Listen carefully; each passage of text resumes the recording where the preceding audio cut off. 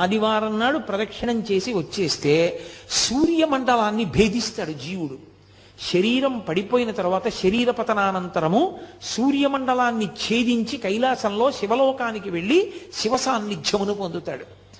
ఒక సోమవారం నాడు ప్రదక్షిణం చేశాడు అనుకోండి, జరామృత్యువులను, జరా అంటే వృద్ధాప్యమునందు చింతతో అమ్మో ఇది పడిపోతుందేమో, అమ్మో ఇది పడిపోతుందేమో, అమ్మో ఇది పడిపోతుందేమో అని బెంగతో కాకుండా అమ్మో ఇది పడిపోకముందే చేసేయాలనేటటువంటి తాపత్రంతో చెయ్యగలిగినటువంటి స్థితిని పొంది తదనంతరము ఇక మళ్ళీ ఇంకొకసారి చావవలసిన అవసరం ఉండదు. అది ఆఖరి చావు. ఇంకొకసారి పుట్టుక లేదు, ఇంకొకసారి మరణము లేదు. మంగళవారం నాడు ప్రదక్షిణం చేస్తే సార్వభౌముడవుతాడు అన్న మాటకు అర్థం చక్రవర్తి అంటే రాజ్య పరిపాలనే అనుకోక్కర్లేదు. భక్తి సార్వభౌముడు కావచ్చు, వైరాగ్య సార్వభౌముడు కావచ్చు, జ్ఞాన సార్వభౌముడు